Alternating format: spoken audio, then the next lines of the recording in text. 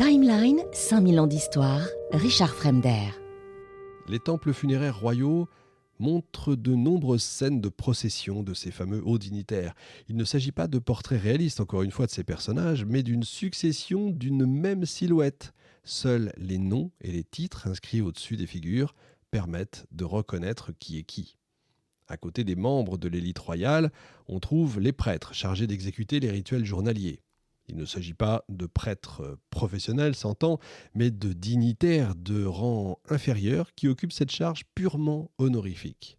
Parmi eux, on trouve des administrateurs provinciaux, des médecins royaux, des membres même de la garde personnelle du pharaon, mais aussi des scribes, des boulangers et des bouchers. Ces dignitaires sont censés accomplir de façon périodique le service rituel en échange de récompenses et de rémunérations. En revanche, le culte funéraire royal, culte suprême, est réservé aux dignitaires les plus éminents. Ces charges sont source de prestige pour leurs détenteurs et leur assurent un revenu supplémentaire. Mais seul le roi décide, par décret, qui pourra y accéder. C'est du coup un très bon moyen pour le monarque de garder les élites du royaume sous son pouvoir, si ça vous rappelle quelque chose, encore une fois à Versailles. L'organisation de la nécropole reflète la formation de cette société de cour. La stabilité de la monarchie repose sur les liens qui relient le roi et ses fidèles. Le souverain et les membres de la classe dominante conçoivent le pays d'Égypte comme un monde régi par ce qu'on appelle la Ma'at, une notion qui correspond à un équilibre idéal, si vous voulez, assuré par un bon gouvernement.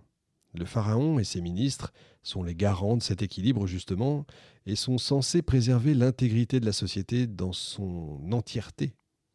Théoriquement, tout ce petit monde évolue en harmonie, dans une cohésion parfaite. Sauf que là, il ne s'agit pas du tout d'un idéal, pas de réalité qui est nettement plus sombre et plus terre-à-terre, comme toujours. Dans les faits, l'élite dominante se maintient au pouvoir par le jeu des alliances, des rivalités politiques, des intrigues et des réseaux d'influence. C'est l'humanité qui est comme ça.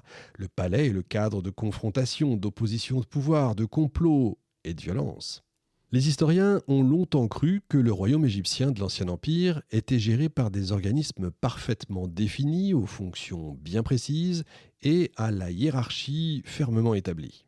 En réalité, il ne s'agit que d'une pure illusion. L'administration du royaume dépend uniquement de l'habileté politique des individus. Un homme bien en cour peut se voir confier des missions très variées, recevoir une pluie de titres qui sont purement honorifiques, sans appeler à des responsabilités politiques effectives. Un officier qui, à la faveur du roi, peut se voir confier des missions qui dépassent largement les limites définies par ces titres. Il dispose alors d'un pouvoir effectif bien supérieur à son pouvoir théorique. Le cas des coiffeurs du roi est significatif à ce sujet. Ces individus, en apparence inoffensifs, c'est des coiffeurs, se révèlent être les conseillers privilégiés du souverain.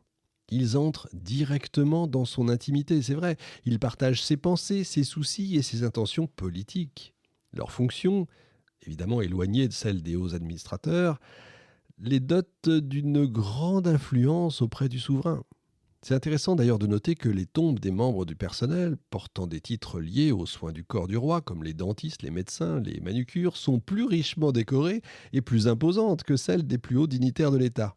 C'est bien d'être habile, mais encore faut-il bénéficier de la faveur royale, parce que c'est elle en réalité qui fait et défait les carrières.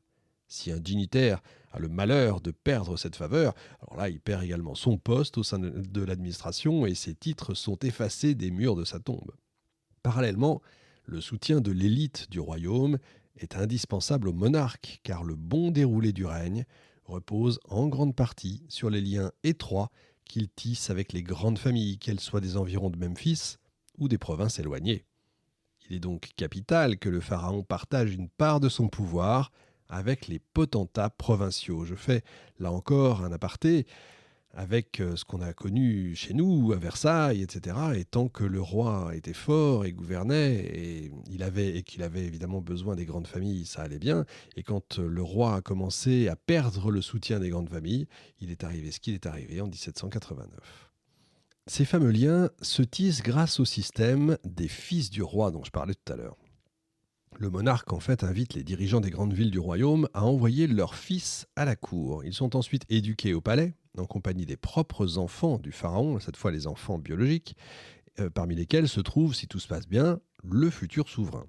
Ils bénéficient du coup des enseignements des meilleurs professeurs et d'une qualité de vie digne de princes de plus haut rang. Tous reçoivent alors le titre de fils du roi, qu'ils garderont même une fois adultes. Ils se côtoient, s'apprécient, des amitiés naissent, des liens profonds se tissent. L'héritier du trône se rapproche de certains d'entre eux, ceux qu'il apprécie évidemment plus particulièrement. Et ce sont, eux, ses amis d'enfance qu'il va nommer une fois couronnés à la tête de l'administration. Ils deviennent facilement vizirs ou directeurs des travaux du roi. Ils intègrent la partie la plus élevée de l'élite du royaume. Ils perçoivent des revenus considérables. Et, faveur suprême, certains entrent directement dans la famille royale par le biais du mariage. C'est un autre moyen d'ailleurs pour le monarque de s'allier les plus grandes puissances du pays. Il marie ses filles à des hauts dignitaires et des anciens compagnons d'école, si j'ose dire.